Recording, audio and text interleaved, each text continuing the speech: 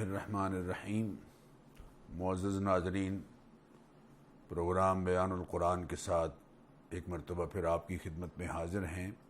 آج انشاءاللہ قرآن کریم کے 20ویں پارے کے مضامین کا خلاصہ ذکر کریں گے۔ 20ویں پارے کا آغاز جن آیات کریمہ سے ہو رہا ہے، یہ 5 مختلف آیات ہیں جن میں اللہ تعالیٰ کی ذات عالی کا اس کی صفات کے ساتھ تعارف کرایا گیا ہے۔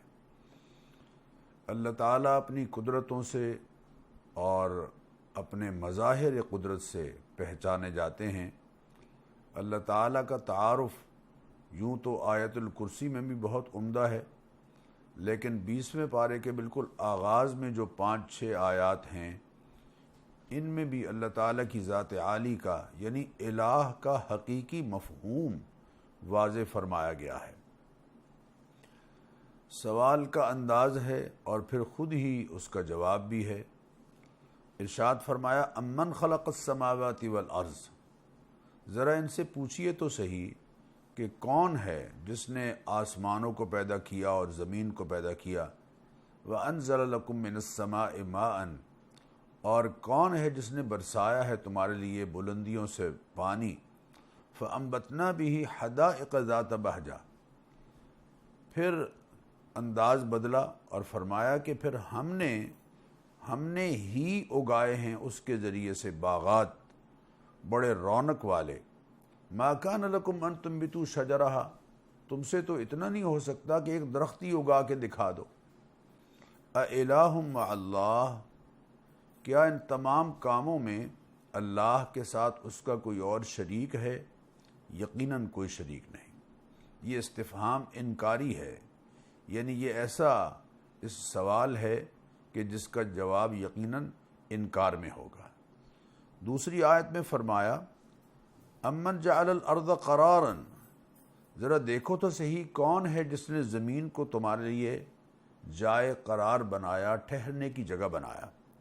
وجعل خلالها انہارا، اور پھر اس کے اندر دریا چلا دیے۔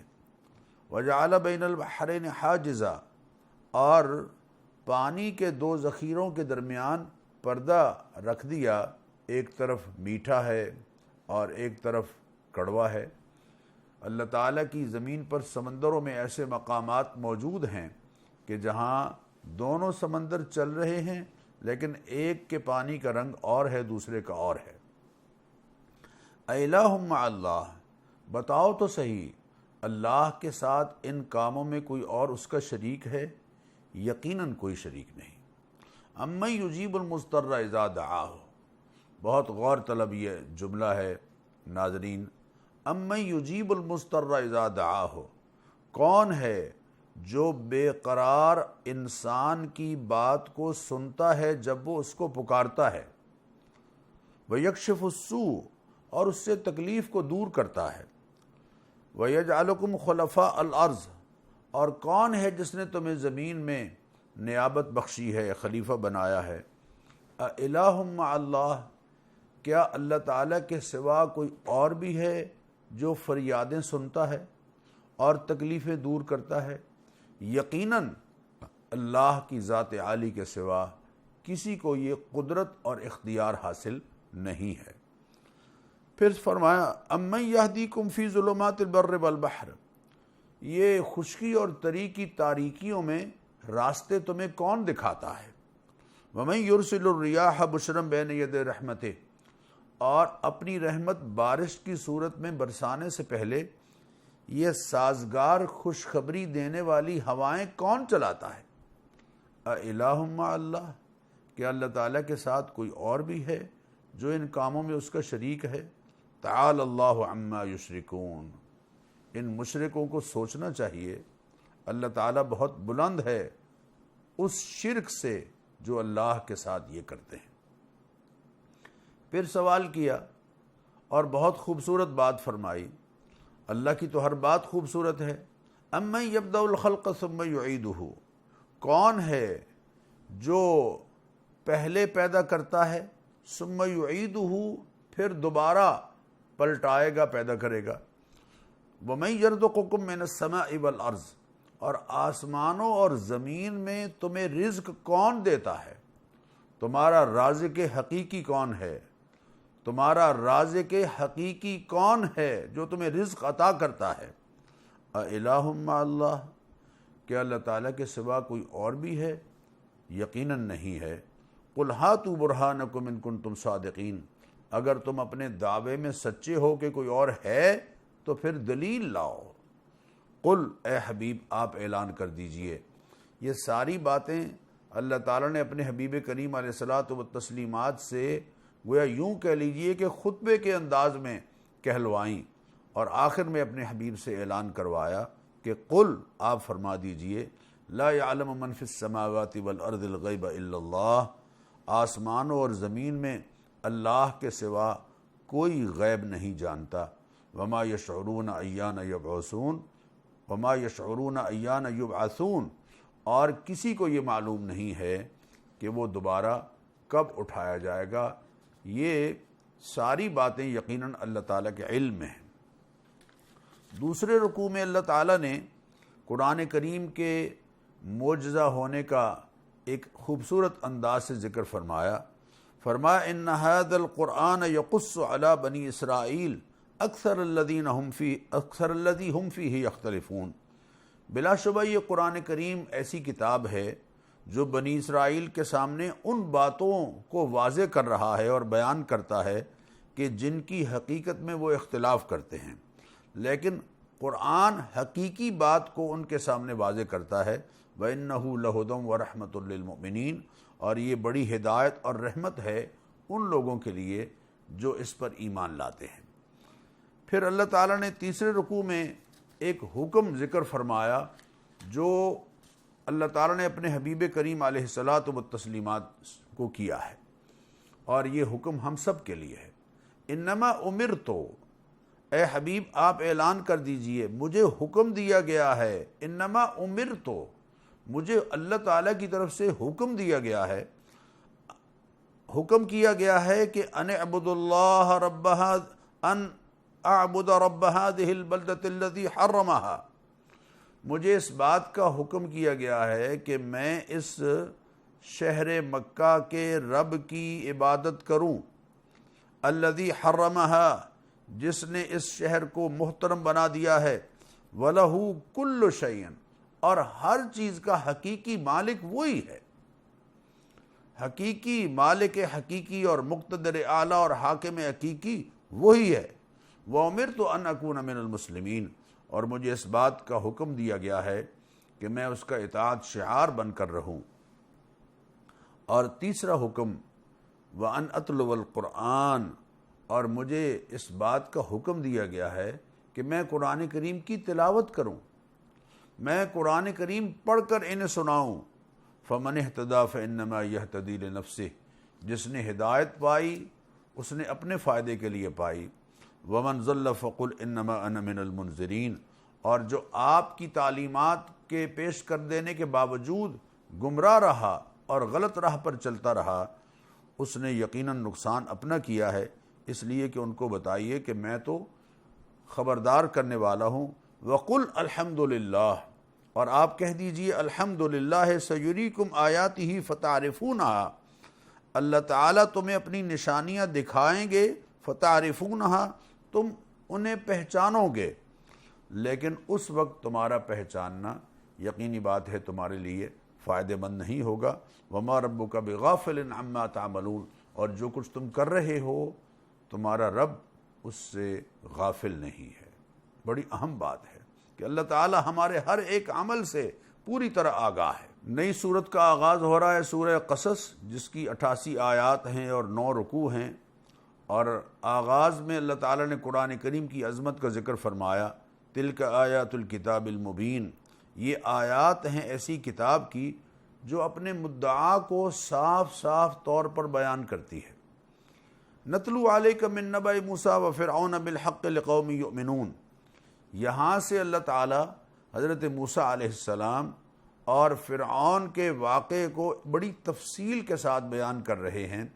قریباً 45-46 آیات ہیں جو حضرت موسیٰ علیہ السلام اور فرعون کے واقعے پر یہاں اللہ تعالیٰ نے ذکر فرمائی ہیں کہ کس طرح حضرت موسیٰ علیہ السلام جس قوم میں تھے بنی اسرائیل میں، ان فرعون علا فی الارض، فرعون بڑا سرکش تھا ملک میں، وجعل اہلہا شیعا، اور اس نے ملک کے رہنے والوں کو گروہوں میں بانٹ رکھا تھا، تقسیم کر رکھا تھا، ڈیوائڈ اینڈ رول، یہ گویا فرعونی طرز حکومت کا ایک انداز ہے۔ اور کیا ہے کہ ایک طبقے کو کمزور رکھا ہوا تھا اور بہت مفسد طرح کا انسان تھا۔ وَنُرِيدُ أَن نَّمُنَّ عَلَى الَّذِينَ اسْتُضْعِفُوا فِي الْأَرْضِ، اللہ تعالیٰ فرما رہے ہیں کہ ہم نے چاہا کہ ہم احسان کریں اس طبقے پر کہ جو بہت کمزور ہے، وَنَجْعَلَهُمْ أَئِمَّةً وَنَجْعَلَهُمُ الْوَارِثِينَ، اور انہیں پیشوا بنائیں، قیادت بخشیں اور انہیں سلطنت کا وارث بنائیں، وَنُمَكِّنَ لَهُمْ فِي الْأَرْضِ، اور زمین میں ان کو اقتدار بخشیں۔ چنانچہ اللہ تعالیٰ نے جب یہ چاہا تو پھر حضرت موسیٰ علیہ السلام بحیثیت نبی اور رسول تشریف لائے، اور وہ ساری کیفیات جو پہلے بھی ہم پڑھ چکے ہیں قرآن کریم میں کہ کس طرح حضرت موسیٰ علیہ السلام نے فرعون کے مقابلے میں جرأت و ہمت کا مظاہرہ کیا اور اپنی قوم کو اس کی غلامی سے نکالا، اور فرعون اللہ کی نافرمانی میں اپنے ساتھیوں سمیت غرق ہوا۔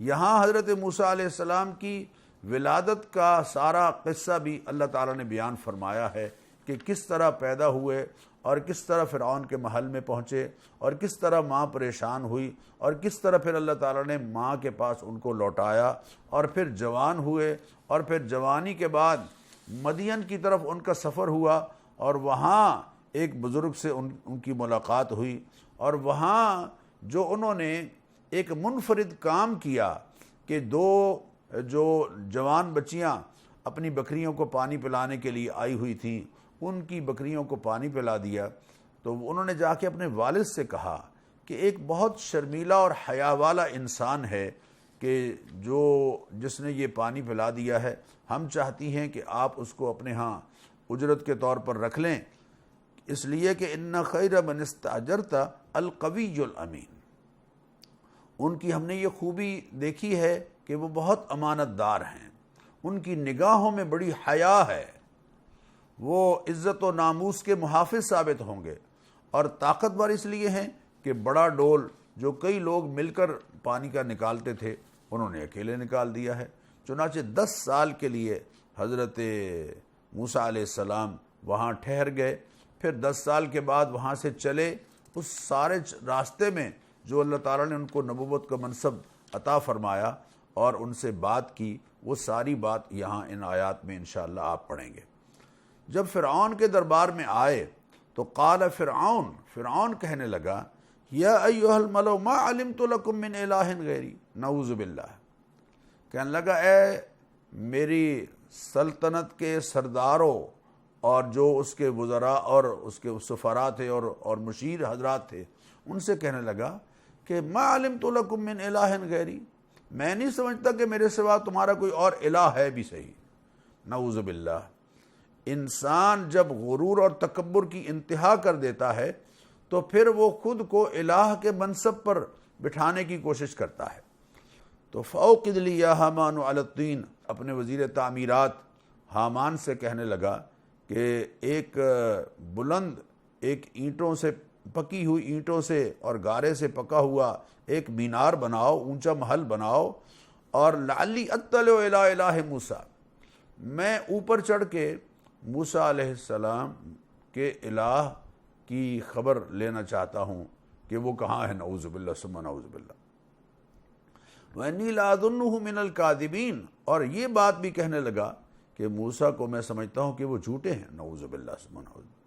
وَاسْتَكْبَرَ هُوَ وَجُنُودُهُ فِي الْأَرْضِ بِغَيْرِ الْحَقِّ، اللہ تعالیٰ فرما رہے ہیں کہ بڑائی کا گھمنڈ، اور نہ صرف اس نے بلکہ اس کے لشکروں نے زمین میں ناحق اپنی غرور اور تکبر کے گھمنڈ میں وہ بری طرح سے مبتلا تھے۔ وَظَنُّوا أَنَّهُمْ إِلَيْنَا لَا يُرْجَعُونَ، اور وہ یہ سمجھ رہے تھے کہ ہمارے پاس پلٹ کر نہیں آئیں گے، لیکن فَأَخَذْنَاهُ وَجُنُودَهُ فَنَبَذْنَاهُمْ فِي الْيَمِّ، ہم نے انہیں پکڑا، اسے بھی پکڑا اور اس کے لشکروں میں پکڑا اور انہیں سمندر میں پھینک دیا۔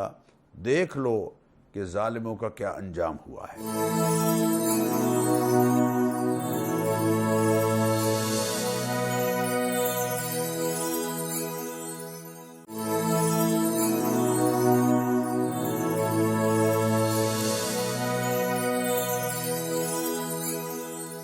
یہاں اللہ تعالیٰ نے یہ بات واضح فرمائی کہ اللہ کی کبریائی اور الوہیت، اللہ کی ایسی صفت ہے کہ اللہ فرماتے ہیں الکبریاء ردائی، یہ بڑائی میری چادر ہے، والعظمت ازاری، اور عظمت یہ بھی میری چادر ہے، اور جو اس کو مجھ سے چھیننے کی کوشش کرتا ہے اور اپنے اوپر اوڑھنے کی کوشش کرتا ہے، میں پھر اس کو کھائے ہوئے بھس کی طرح کر دیتا ہوں۔ چنانچہ دیکھ لیجئے فرعون کے ساتھ کیا ہوا۔ اس کے بعد پھر اگلے رکوع میں، یعنی تقریباً 9ویں رکوع میں، اللہ تعالیٰ نے ارشاد فرمایا کہ قرآن کریم کے بارے میں یہ بات کرتے ہیں تو آپ ان سے کہہ دیجئے فَأْتُوا بِكِتَابٍ مِّنْ عِنْدِ اللَّهِ، کوئی ایسی کتاب لے آؤ جو تمہارے نزدیک قرآن کریم سے ہٹ کر اللہ کی کتاب ہو تو چلو میں اس کو دیکھوں گا۔ لیکن فَإِن لَّمْ يَسْتَجِيبُوا لَكَ، اگر وہ آپ کے مطالبے کو پورا نہیں کر سکتے اور نہیں کر سکتے یقیناً، تو فَاعْلَمْ أَنَّمَا يَتَّبِعُونَ أَهْوَاءَهُمْ، انہیں بتائیے کہ وہ خواہشات نفس کی پیروی کر رہے ہیں، چونکہ حق سمٹ کر اللہ تعالیٰ کی طرف سے آنے والی وحی میں آ گیا ہے۔ معزز ناظرین، سب سے معتبر ترین سورس آف نالج وحی الہی ہے۔ باقی جس قدر نظریات لوگوں نے قائم کیے ہیں ان کی خواہش نفسانی ہے۔ وَمَنْ أَضَلُّ مِمَّنِ اتَّبَعَ هَوَاهُ بِغَيْرِ هُدًى مِّنَ اللَّهِ، اور اللہ فرماتے ہیں کون ہے جو بڑا گمراہ ہے اس سے جو اپنی خواہش نفس کی پیروی کر رہا ہے، اللہ کی ہدایت کو چھوڑ کر، اللہ کی ہدایت کو چھوڑ کر خواہش نفس کی پیروی کرنے والا بڑا گمراہ انسان۔ 9ویں رکوع میں اللہ تعالیٰ نے صاحبان ایمان کی صفات بیان فرمائیں۔ پہلی صفت یہ ہے کہ اولئک یؤتون اجرہم مرتین بما صبروا، وہ صبر کرنے والے ہیں۔ ویدرؤون بالحسنۃ السیئۃ، معزز ناظرین یہ بات بہت غور طلب ہے اور یہ صفت اللہ کرے ہم سب میں پیدا ہو جائے۔ ویدرؤون بالحسنۃ السیئۃ، وہ بدسلوکی کا جواب حسن سلوک سے دیتے۔ بدسلوکی کا جواب اگر میں بدسلوکی سے دے رہا ہوں، گالی مجھے کسی نے دی اور میں جواب میں اس کو گالی دے رہا ہوں، تو مجھ میں اور اس میں کوئی فرق نہیں ہے۔ وَيَدْرَؤُونَ بِالْحَسَنَةِ السَّيِّئَةِ، ایمان والوں کی شان یہ ہے کہ جو ان سے بدسلوکی کرتا ہے وہ اس کے ساتھ حسن سلوک سے پیش آتے ہیں۔ وَمِمَّا رَزَقْنَاهُمْ يُنْفِقُونَ، اور جو ہم نے انہیں رزق دیا ہے، چونکہ دیا ہوا تو اللہ تعالیٰ کا ہی ہے، اس میں تو کوئی شک نہیں۔ ہمارے پاس جو کچھ ہے وَمَا بِكُم مِّن نِعْمَةٍ فَمِنَ اللَّهِ، تمہارے پاس جو نعمت بھی ہے وہ محض اللہ تعالیٰ کی عطا ہے، تو جو ہم نے انہیں رزق دیا ہے اس میں سے خرچ کرتے ہیں۔ اور ایک اور ان کی بڑی خوبی ہے کہ وَإِذَا سَمِعُوا اللَّغْوَ، جب کبھی کوئی بیہودہ بات سنتے ہیں تو أَعْرَضُوا عَنْهُ، الجھتے نہیں بلکہ کنارہ کش ہو جاتے ہیں۔ وَقَالُوا لَنَا أَعْمَالُنَا وَلَكُمْ أَعْمَالُكُمْ، اور ان سے کہہ دیتے ہیں کہ بھی ہمارا عمل ہمارے ساتھ ہے، تمہارا عمل تمہارے ساتھ ہے۔ سلام علیکم، مہربانی کرو، بس ہمیں اجازت دو، تم پر سلام ہو۔ لا نبتغی الجاہلین، ہم جاہلانہ طریقے کو پسند نہیں کرتے۔ اس کے بعد اللہ تعالیٰ نے اس آیت کا ذکر فرمایا کہ جس میں اللہ نے یہ وضاحت فرمائی کہ ہدایت دینے کا اختیار اللہ تعالیٰ کے پاس ہے۔ ہدایت کی طرف بلانا اللہ کے نبی علیہ الصلاۃ والتسلیمات کا کام ہے اور ان کے ماننے والوں کا کام ہے۔ وہ ہدایت کی بات لوگوں تک پہنچاتے رہیں گے، یہ ان کا فرض منصب ہی ہے، لیکن ہدایت کس کو دی جائے اور کسے نہ دے اس کا اختیار اللہ تعالیٰ کو ہے۔ انک لا تہدی من احببت، اے حبیب صلی اللہ علیہ وسلم جسے چاہیں آپ ہدایت نہیں دے سکتے، ولیکن اللہ یہدی من یشاء، جسے اللہ چاہے گا اسے ہی ہدایت نصیب ہوگی۔ آپ جسے محبوب سمجھتے ہیں اس کو ہدایت دینا چاہتے ہیں، لیکن اللہ نہیں دینا چاہتا، اللہ تعالیٰ کے ہاں فیصلہ اور ہے، تو فیصلے حقیقت میں اللہ تعالیٰ کے ہی نافذ ہوں گے۔ اور اس کے بعد معزز ناظرین، بڑی اہم بات جو 9ویں رکوع میں اللہ تعالیٰ ارشاد فرما رہے ہیں وہ یہ ہے کہ ما کان ربک مہلک القری حتی یبعث فی امہا رسولا، کسی بستی میں جب تک اللہ تعالیٰ کا پیغام نہ پہنچے اللہ تعالیٰ اس کے لیے ہلاکت کا فیصلہ نہیں کرتے۔ اور وما کنا مہلک القری الا واہلھا ظالمون، جب بستیوں کے رہنے والے ظالم ہو جاتے ہیں تو پھر یقیناً ان کے لیے ہم ہلاکت کا فیصلہ کرتے ہیں۔ آج دنیا بھر میں کرونا وائرس نے جو ہلاکت اور تباہی پھیلا رکھی ہے اور ہر طرف موت کا خوف ہے، ہم جائزہ لیں کہ انسانیت کے ساتھ ظلم کرنے والے ان کے ساتھ کیا ہو رہا ہے۔ وما كنا مہلک القری الا واہلھا ظالمون، ہم بستیوں کو ہلاک نہیں کرتے مگر اس صورت میں ہلاک کرتے ہیں کہ ان کے رہنے والے ظالم بن جائیں۔ جب ظلم سے اللہ کی زمین بھر جائے گی تو پھر صرف وہی نہیں، انہی پر وہ اللہ کا کوڑا نہیں برسے گا جو ظالم ہیں، بلکہ واتقوا فتنة لا تصیبن الذین ظلموا منکم خاصہ، پھر اللہ تعالیٰ کا کوڑا ان پر بھی برسے گا جو اس ظلم پر خاموش رہتے ہیں۔ وما اوتیتم من شیء فمتاع الحیاۃ الدنیا وزینتها، یہ دنیا میں جو ساز و سامان تمہیں ملا ہے یہ دنیاوی زینت کا ہے سامان، لیکن وما عند اللہ خیر وابقی، جو اللہ تعالیٰ کے ہاں ہے وہی بہتر ہے اور وہی ہمیشہ رہنے والا ہے۔ اللہ تعالیٰ نے اپنے اختیار کا ذکر فرمایا اور زمین میں اللہ تعالیٰ نے اپنی جو نشانیاں بکھیری ہوئی ہیں مختلف، ان کا تذکرہ فرمایا، اور پھر فرمایا وَمِن رَحْمَتِهِ جَعَلَ لَكُمُ اللَّيْلَ وَالنَّهَارَ لِتَسْكُنُوا فِيهِ وَلِتَبْتَغُوا مِن فَضْلِهِ، اس کی رحمت کا ایک مظہر یہ بھی ہے کہ اس نے رات اور دن بنائے، اور رات اس لیے بنائی کہ لِتَسْكُنُوا فِيهِ، تم اس رات میں آرام کرو، اور دن اس لیے بنایا کہ وَلِتَبْتَغُوا مِن فَضْلِهِ، اللہ کا فضل تلاش کرو۔ گویا معزز ناظرین، رات کو اللہ نے آرام اور سونے کے لیے بنایا ہے، اور دن کو محنت اور رزق حاصل کرنے کے لیے کوشش کے لیے بنایا ہے۔ کیا واقعتاً ہم راتوں کو سو رہے ہیں اور دن میں رزق کی تلاش کے لیے نکل رہے ہیں؟ بدقسمتی سے ہم راتوں کو جاگ رہے ہیں اور دن میں سو رہے ہیں۔ ہم نے اللہ کی ترتیب کو ڈسٹرب کر کے رکھ دیا ہے۔ ہماری رات سورج کے غروب ہونے سے شروع ہوتی ہے اور ہمارا دن سورج کے طلوع ہونے سے شروع ہوتا ہے، لیکن عجیب ہے کہ ہمارے ہاں دکانیں 12 بجے سے پہلے نہیں کھل رہی دن میں، اور رات کو 12 بجے سے پہلے بند نہیں ہو رہی۔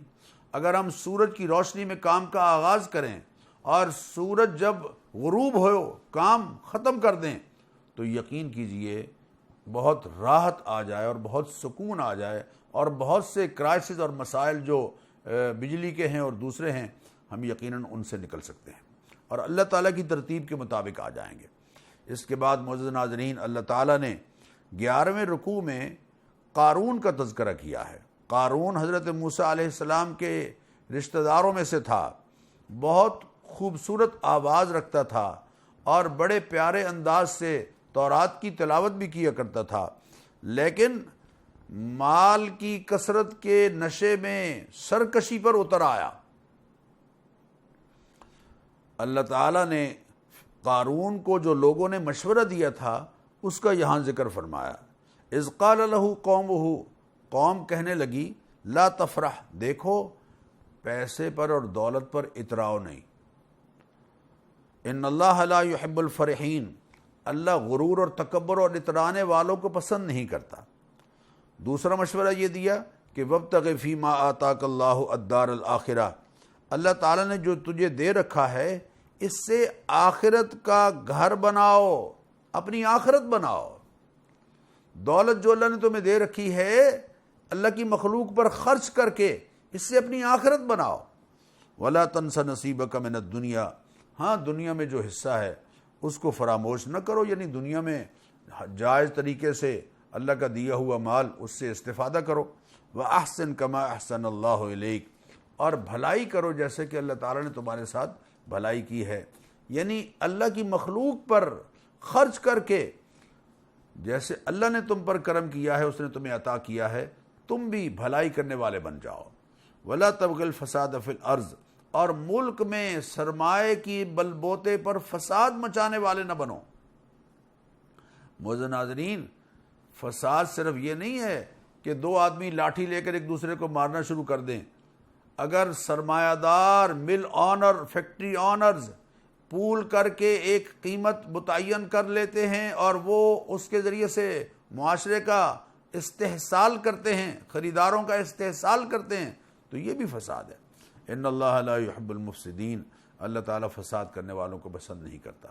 قارون کیا کہنے لگا؟ انما اوتیتہ علی علم عندی، تم کہتے ہو کہ اللہ کا فضل ہے، اللہ کا احسان ہے، اور بندگان خدا یہ تو سارا کچھ میری محنت کا، میرے نالج کا، میرے ایکسپیرینس کا، یہ سارا کچھ جو مجھے ملا ہے وہ میری محنت سے ملا ہے، میری کوشش سے ملا ہے، میرے ایکسپیرینس اور تجربے سے اور ملا ہے مجھے۔ اللہ تعالیٰ فرماتے ہیں اس احمق کو یہ پتہ نہیں کہ اس سے بڑے زیادہ پڑھے لکھے اور بڑے زیادہ دانا اور سمجھدار اور بڑے طاقتور قوت میں اور جمعیت کے لحاظ سے بڑے طاقتور تھے، لیکن جب ہلاکت کا ہم نے وقت آیا ان کے لیے، ہم نے طے کیا، تو یقیناً وہ ساری چیزیں ان کو نہیں بچا سکیں۔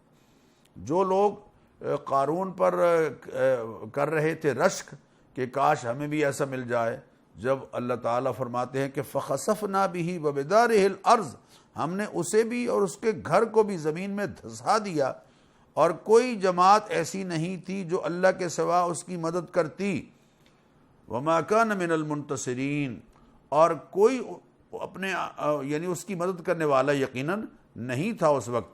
تو اللہ تعالیٰ فرما رہے ہیں کہ خود بھی وہ اپنی مدد کرنے والوں میں سے نہیں تھا، چنانچہ وہ لوگ جو اس پر رشک کر رہے تھے وہ کہنے لگے شکر ہے اگر ہم بھی ایسے ہوتے تو ہمارے ساتھ بھی یہی کچھ ہوتا۔ اس کے بعد پھر اللہ تعالیٰ نے بہت بڑی بات ارشاد فرمائی اور ہمیں سمجھائی کہ تلک الدار الآخرہ نجعلها للذین لا یریدون علوا فی الارض ولا فسادا، آخرت کا گھر خاص طور پر ہم کر دیں گے ان کے لیے جو زمین میں بڑا نہیں بننا چاہتے، متکبر اور مغرور نہیں بننا چاہتے، ولا فساد، اور زمین میں فساد نہیں بچاتے، جو فساد نہیں مچاتے اور غرور اور تکبر میں مبتلا نہیں ہوتے، بلکہ انکساری کے ساتھ اللہ تعالیٰ کے حضور اپنی پیشانی کو جھکائے رکھتے ہیں۔ یقیناً یہ آخرت کا گھر جو ہے، یہ جنت اللہ تعالیٰ نے ان کے لیے بنائی ہے۔ من جاء بالحسنۃ فلہ خیر منہا، جو اچھے کام کرے گا اس کو بہتر اجر ملے گا۔ ومن جاء بالسیئۃ فلا یجزی الذین عملوا السیئات الا ما كانوا یعملون، اور جو برے کام کرے گا اس کو برائی کا بدلہ اسی قدر ہی ملے گا جتنا اس نے کی ہے، لیکن نیکی کو اللہ تعالیٰ بڑھا کر اجر کے طور پر فرمائیں گے۔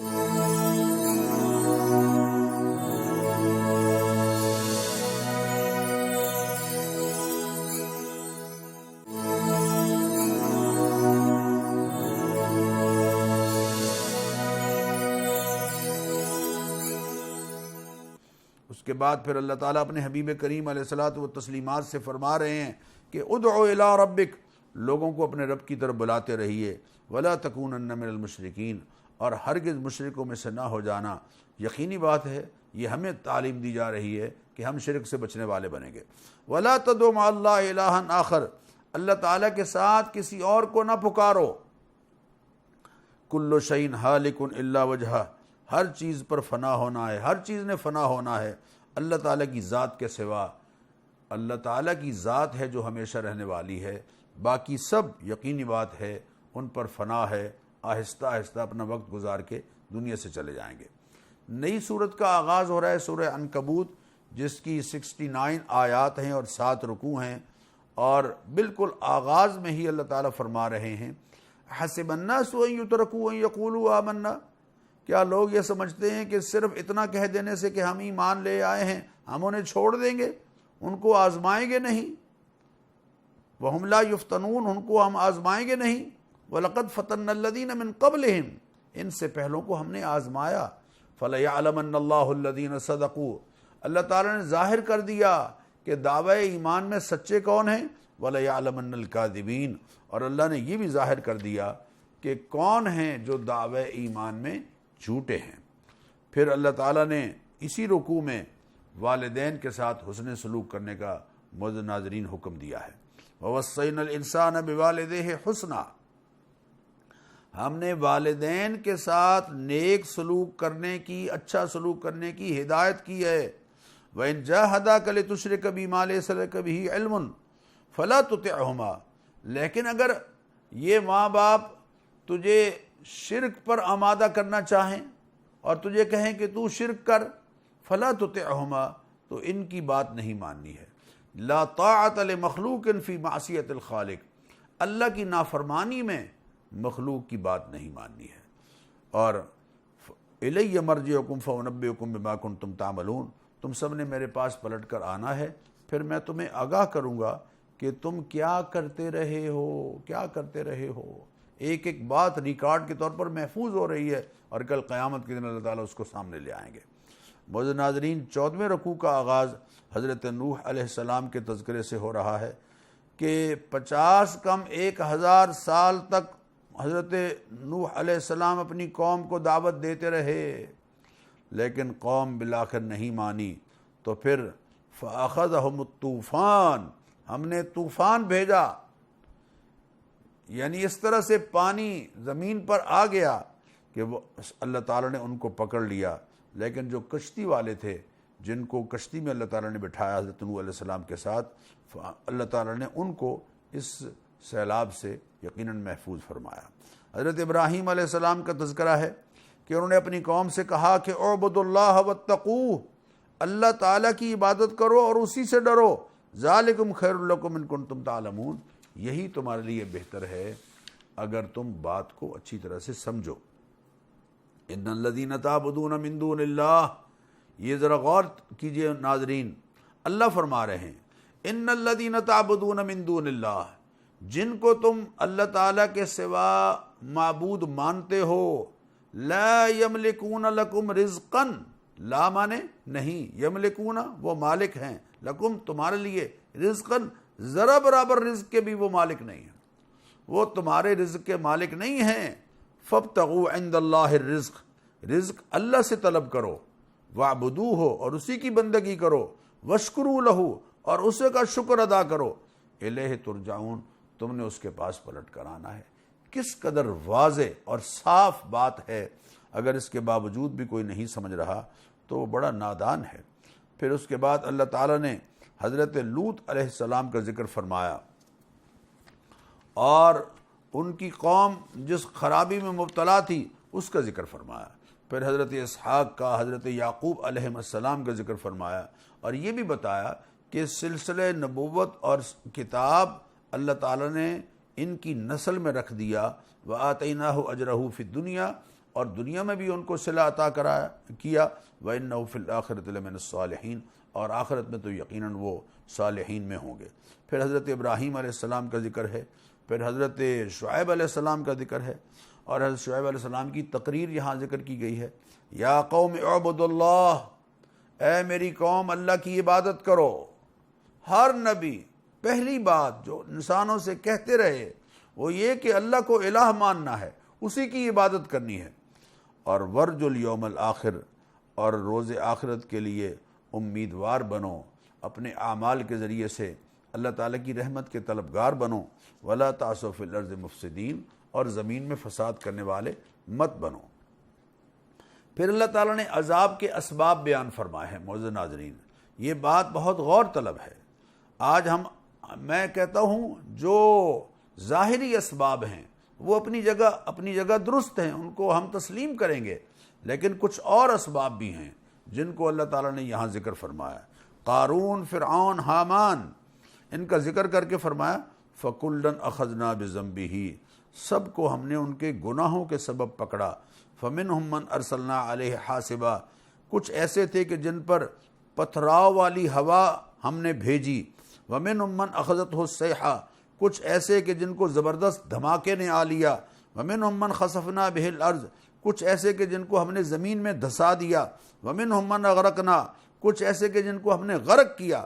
ما کان اللہ لیظلمہم، اللہ کسی پر ظلم نہیں کرتا، ولیکن کانوا انفسہم یظلمون، وہ خود اپنے اوپر ظلم کر رہے تھے۔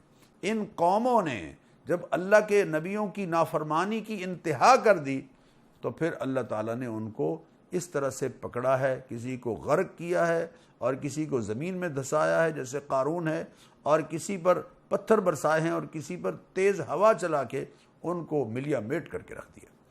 آخر میں اللہ تعالیٰ نے ایک مثال بیان فرمائی ہے، اور یہ مثال ہے اللہ تعالیٰ بیان فرما رہے ہیں ان لوگوں کی جو اللہ تعالیٰ کی ذات عالی کے سوا کسی اور کو اپنا معبود مانتے ہیں، مختار مانتے ہیں، اختیارات کا مالک مانتے ہیں، قادر مطلق مانتے ہیں۔ اللہ فرماتے ہیں مثال ان لوگوں کی جنہوں نے اللہ تعالیٰ کے سوا دوسروں کو اپنا سرپرست بنا رکھا ہے، مکڑی کی طرح ہے۔ مکڑی اپنا گھر بناتی ہے، سب سے کمزور گھر مکڑی کا ہوتا ہے، اور جیسے مکڑی کا گھر کمزور ہے اسی طرح جن کو انہوں نے الہ اور معبود بنا لیا ہے اللہ تعالیٰ کے سامنے وہ بھی بے حیثیت ہیں۔ وَتِلْكَ الْأَمْثَالُ نَضْرِبُهَا لِلنَّاسِ وَمَا يَعْقِلُهَا إِلَّا الْعَالِمُونَ، یہ مثالیں ہیں جو ہم لوگوں کے لیے بیان کرتے ہیں اور اہل علم ہی ان کو سمجھ سکتے ہیں۔ معزز ناظرین، الحمدللہ کہ 20ویں پارے کے مضامین کا اختصار کے ساتھ ہم نے جائزہ لیا ہے۔ اللہ تعالی ہم سب کو جو کچھ کہا گیا ہے اس پر عمل کی توفیق عطا فرمائے۔ کل انشاءاللہ 21ویں پارے کے مضامین کے ساتھ حاضر ہوں گے۔ اجازت دیجیے، السلام علیکم ورحمۃ اللہ وبرکاتہ۔